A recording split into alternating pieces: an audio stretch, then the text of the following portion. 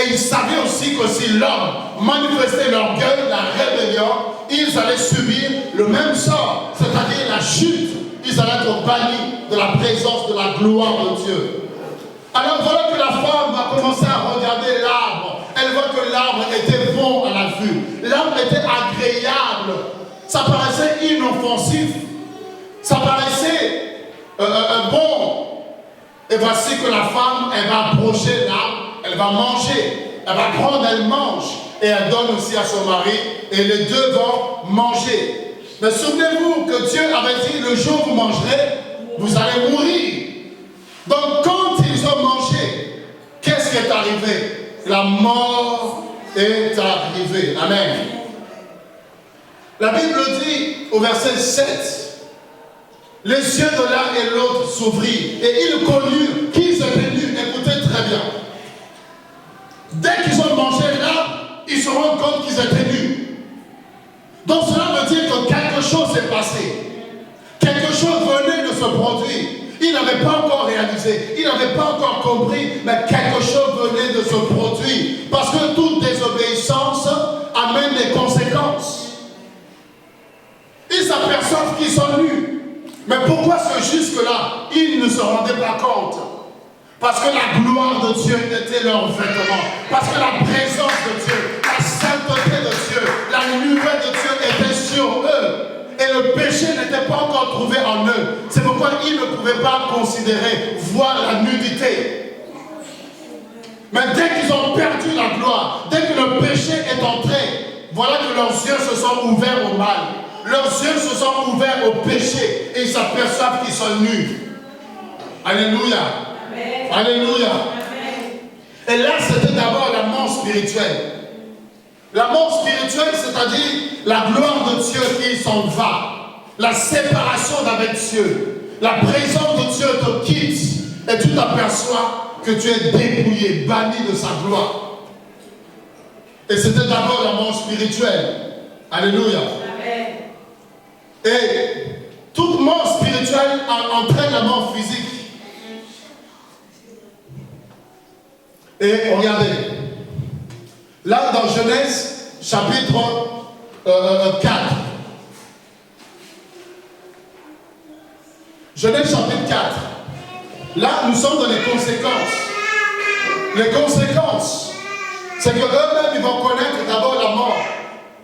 Mais la conséquence, elle s'étend aussi sur les générations à venir. Parce que dans Genèse 3:20, la Bible dit que Ève est la mère de tous les vivants. C'est-à-dire tout homme, toute personne qui naît sort de Ève, sort d'Adam. Parce que Ève est la mère de tous les vivants. C'est-à-dire par Adam et Ève, toutes les nations, Dieu leur a dit quoi? Multipliez-vous et remplissez la terre. Donc c'est par eux, le premier couple, que nous descendons tous, nous descendons. C'est pourquoi les répercussions ne se limitaient pas seulement à eux, mais aussi leurs enfants ont connu les conséquences du péché. Dans Genèse 4, vous voyez Caïn qui va manifester la méchanceté, la haine vis-à-vis de son propre frère. Les deux vont offrir à Dieu. Dieu va agréer l'offrande d'Abel, mais pas l'offrande de Caïn. Caïn qui va s'énerver, qui va s'irriter et qui va jalouser, envier son frère. Et il va prendre la décision de tuer son propre frère. C'est le premier meurtre de l'histoire de l'humanité. Le premier meurtre, ça a commencé là, à cause du péché. Amen. Amen. Et dans Genèse 5, vous voyez la mort qui va s'étendre à tous les hommes. Alors que Dieu n'avait pas créé l'homme pour mourir. Dieu l'avait créé pour vivre éternellement. Mais à cause du péché, la mort va s'abattre sur tous les hommes. Et à partir de cet instant, les jours ont commencé à être comptés. Et c'est là que vous allez voir à partir de Genèse 5, tel a vécu de temps jusqu'à temps et il mourut. Parce que la mort s'est étendue sur tous les hommes. Alléluia. Est-ce que vous me suivez? Amen. Et dans Genèse 6, le péché va atteindre un niveau incomparable. Le mal va s'accroître à un niveau comme pas possible. Au point où dans Genèse 6, Les anges de Dieu qui ont été envoyés en mission sur la terre vont se laisser séduire. La séduction était telle, la compromission était telle, les filles des hommes étaient tellement belles et remplies de séduction, elles ont même réussi à faire tomber, chuter les anges. C'est terrible, bien-aimé, c'est terrible. Les fils de Dieu, la Bible dit, allèrent avec les filles des hommes. Le péché va atteindre un niveau incomparable. C'est à tel point qu'au verset 3, Dieu dit, désormais mon esprit n'habitera plus dans l'homme. Parce que l'homme pensait au péché. L'homme vivait pour le péché. L'homme dormait dans le péché. Et plus loin, la Bible dit que le cœur, les pensées des hommes étaient portées uniquement vers le mal. C'est-à-dire l'homme ne pensait pas au bien. L'homme ne pensait plus à la justice. Il ne pensait que meurtre. Il pensait que violer. Il pensait que voler. Il pensait que détruire. Il ne pensait que séduction. Il ne pensait que homosexualité. L'homme ne pensait qu'au mal et au mal. C'est pourquoi Dieu retire l'Esprit Saint. Parce que le Saint-Esprit est saint. Et ne peut habiter des gens qui vivent dans le péché. Et l'esprit retiré, l'homme est sans frein. Déjà qu'avec l'esprit, il pouvait pécher. Mais maintenant que l'esprit n'est plus, l'homme est devenu sans frein. L'homme est devenu sans limite. À tel point où Dieu décide de détruire la terre par le déluge. Est-ce que vous me suivez? Dieu décide de détruire, de raser et de tout recommencer. Parce que c'était un niveau comme pas possible. Amen. Et regardez, cela n'a pas forcément réglé le problème. Parce que quand vous arrivez dans Genèse 11, qu'est-ce qui va arriver? La Bible dit ici, la tour de Babel. Les hommes, un jour, dans leur égarement, dans leur déviation, dans leur orgueil, rébellion, les hommes se mettent ensemble pour dire que, ayant un seul langage. Alléluia. Ayant un seul langage, unissons-nous, faisons bloc, mettons-nous tous ensemble, allons tous dans la même direction, soyons tous pareils, ayons tous les mêmes mots, le même langage, soyons un, soyons forts. Alors que Dieu avait dit, remplissez la terre. Mais eux, ils ont dit, non, on ne va pas remplir, on va rester dans un lieu et la terre deviendra comme une seule ville. En fait, ils s'opposent au plan de Dieu, littéralement. Ils s'opposent à la volonté de Dieu. Amen. Amen. Ils se disent quoi? Ils se disent, faisons-nous une tour. Ça, c'est le projet des hommes, de l'homme. Ils disent quoi? Faisons-nous une tour, n'est-ce pas? On regarde le verset 3 de Genèse 11. Ils se disent, allons faisons des briques et cuisons-les au feu, et la brique leur servit de pierre et de bitume, de ciment. Verset 4. Vous êtes Genèse 11, 4. Ils disent encore, allons, bâtissons une ville et une tour dans le sommet. Écoutez bien. Bâtissons une ville et une tour dans le sommet. Toucherait au ciel. Et faisons-nous un nom. Afin que nous ne soyons pas dispersés sur la face de toute la terre. Voilà le projet unique des hommes. Voilà la rébellion des hommes. C'est-à-dire la ville. Que le monde soit comme une ville. Et qu'il puisse effacer les frontières. Et qu'au final, en fait, que toute la terre, il soit le maître de la terre. Et le président qu'ils auraient, la personne qu'ils auraient à la tête, serait le maître du monde. Serait le président du monde. Le dictateur mondial. Le gouvernement mondial. N'est-ce pas? On efface les limites et la terre est comme une seule ville à laquelle il y aura une seule personne qui sera à la tête et qui va gouverner le monde entier. Une seule ville, c'est-à-dire une seule politique mondiale, une seule mondiale, une seule armée mondiale. Puisque la terre est comme une ville. Ça, c'était le projet des hommes. Et ils se disent quoi encore? Faisons une tour. La tour ici représente la religion. La religion ou le lieu du culte. Faisons-nous une tour. Le sommet de cette tour doit toucher le ciel. C'est-à-dire l'homme par ses efforts veut atteindre Dieu. L'homme veut narguer Dieu. L'homme veut dresser, élever une bâtisse qui va arriver au ciel. Et de sorte que quand l'homme sera au ciel, qu'il puisse dire à Dieu, je suis là aussi. Et ce n'est pas par tes efforts, c'est par mes propres efforts que je peux être comme toi. Voyez l'orgueil, la rébellion. L'homme créé par Dieu, mais l'homme veut narguer Dieu. L'homme veut montrer à Dieu que je n'ai pas besoin de toi. L'homme rejette volontairement Dieu. Et l'homme veut vivre sans Dieu. C'est pourquoi regardez l'incrédulité dans les cœurs. Regardez la rébellion, l'orgueil dans les cœurs. Les gens ne veulent plus de Dieu. Les gens ne veulent pas entendre parler de Dieu. Les gens pensent qu'ils peuvent vivre par eux-mêmes. Ils pensent qu'ils peuvent exister par eux-mêmes. Ils pensent que parce qu'ils travaillent, parce qu'ils ont l'argent, parce qu'ils ont les diplômes, parce qu'ils sont de telle origine, parce qu'ils ont tel rang social, ils pensent qu'ils n'ont pas besoin de Dieu. Ça a commencé là, la rébellion, la tour de Babel. Alléluia. Et c'est grave. Parce que Dieu voulait être avec l'homme. Mais l'homme décide de s'éloigner de Dieu. L'homme décide d'écarter Dieu de sa vie. Mais comment un téléphone peut refuser de rester branché et vouloir continuer à fonctionner? C'est pourquoi l'homme n'a que méchanceté. C'est pourquoi le cœur de l'homme est tortueux. C'est pourquoi il y a toutes ces guerres. C'est pourquoi il y a tous ces troubles. C'est pourquoi il y a toutes ces situations que nous connaissons. Pourquoi? Parce que le cœur de l'homme est dépourvu de Dieu.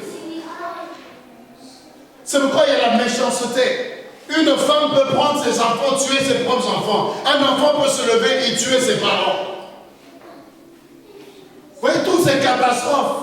Quelqu'un peut rentrer, faire des choses, mais incroyables. Les gens peuvent poser des actes, on se dit, mais nous sommes dans quel monde? Où est-ce que nous vivons? Et de plus en plus, la méchanceté est en train de se manifester sous nos cieux. Les gens sont prêts à tuer sans raison. Ils sont prêts à ravir la vie des autres sans raison. Pourquoi? Parce que la méchanceté est dans le cœur de l'homme. Et parce que l'homme a rejeté son créateur. L'homme a rejeté Dieu. De la même manière qu'un téléphone qui refuse d'être branché finira par arrêter de fonctionner. Ainsi, l'homme ne fonctionne plus correctement parce qu'il n'est pas branché avec son créateur qui est communicateur de l'amour. Et voilà le projet de l'homme, le plan de l'homme, se débarrasser de Dieu, rejeter Dieu et penser être libre, penser vivre. Mais ce que j'aime au-delà de tout ça, c'est la réaction de Dieu. C'est la réaction de Dieu. J'aime ça, j'aime la réaction de Dieu. C'est comme un enfant que tu mets au monde, cet enfant se lève pour dire tu n'es pas ma mère, tu n'es pas mon père. Et je fais ma vie, je fais ce que je veux. Si tu me croises sur ton chemin, ne me dis pas bonjour, on ne se connaît pas. Mais ça ferait mal. De se dire, mais ça, c'est quel enfant que j'ai mis au monde?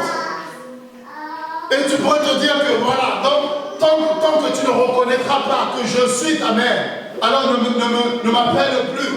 Tu pourrais prendre des décisions radicales à cause de cet enfant. Mais ce que j'aime, c'est que Dieu n'agit pas à la manière des hommes. Dieu est amour. Le Dieu de la Bible est amour. Regardez, comment est-ce que Dieu réagit?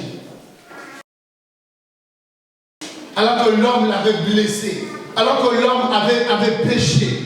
Mais Dieu fait la promesse qu'il allait racheter l'homme. Il dit à l'homme, je mettrai inimitié entre toi et la femme, entre ta postérité et sa postérité. Celle-ci t'écrasera la tête et tu le blesseras le talon. Il promet à l'homme qu'il serait racheté par la postérité de la femme, qui allait vaincre le diable, qui allait vaincre celui-là qui les a fait tomber. Et ainsi ramener l'homme dans sa condition initiale. Amen. Amen. Dans Genèse 3, 21, regardez encore l'amour de Dieu. Alors que l'homme l'a blessé, alors que l'homme l'a humilié quelque part, mais regardez comment Dieu agit. Il lui fait la promesse d'abord que je viendrai à ton secours. Attends, je viendrai te relever. Malgré la méchanceté que tu manifestes, moi je manifesterai l'amour vis-à-vis de toi parce que je t'aime. Et verset 21, l'Éternel Dieu fit à Adam et à Ève, sa femme, des habits de peau et ils les ont revêtis. Dieu va s'improviser couturier. Il va faire des vêtements, confectionner des vêtements alors qu'il n'avait pas forcément prévu cela. Mais à cause du péché, il fait des vêtements de peau et il va habiller l'homme et la femme. Par là, il est en train de leur annoncer qu'il y a des vêtements de justice qui vont arriver pour couvrir votre nudité. Que vous ne serez pas dans la honte. Mais moi, Dieu, je ferai que vous soyez revêtus de nouveau par des vêtements de justice. En fait, par là, il annonce. Et là, les vêtements, c'était des vêtements de peau. Il y a eu sacrifice pour que les vêtements puissent arriver et couvrir la nudité de l'homme. Donc Dieu annonce qu'il y a un sacrifice qui va arriver pour que vos péchés soient couverts. Dieu annonce un sacrifice. Dieu dit, vous m'avez blessé, mais je suis prêt à faire un sacrifice pour vous racheter de nouveau.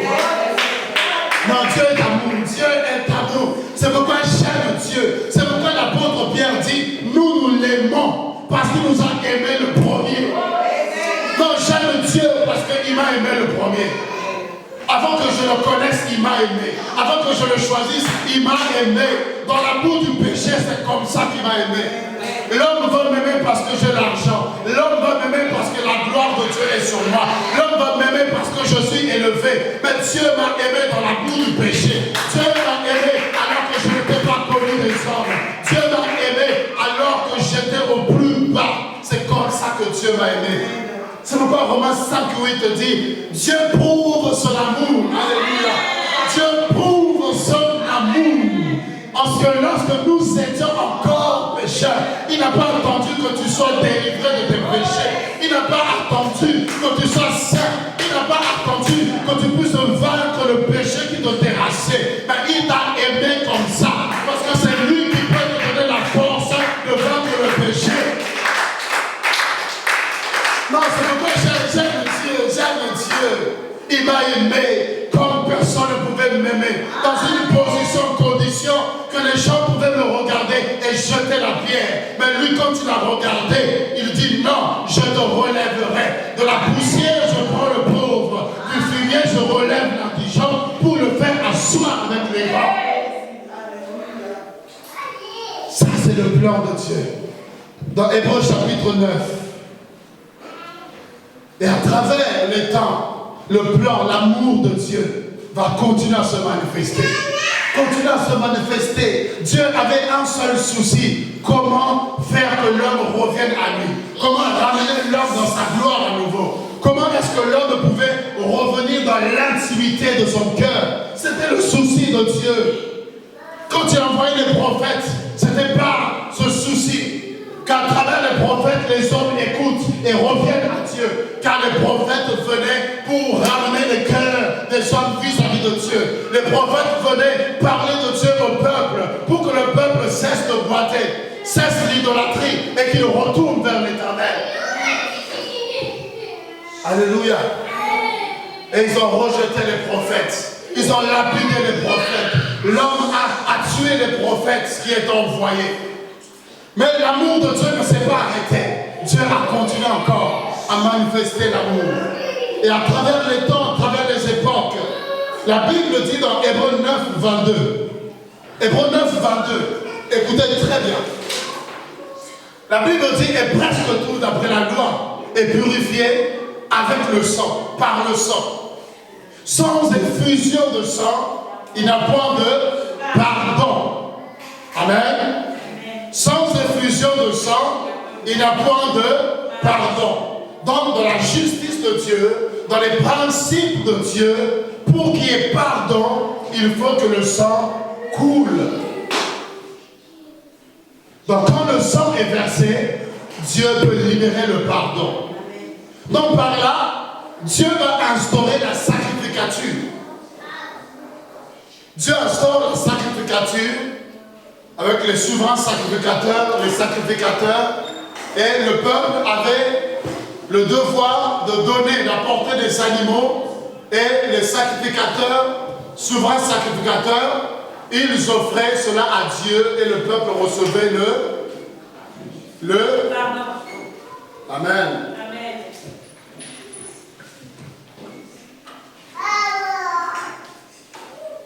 Voilà bien aimé ce qui va se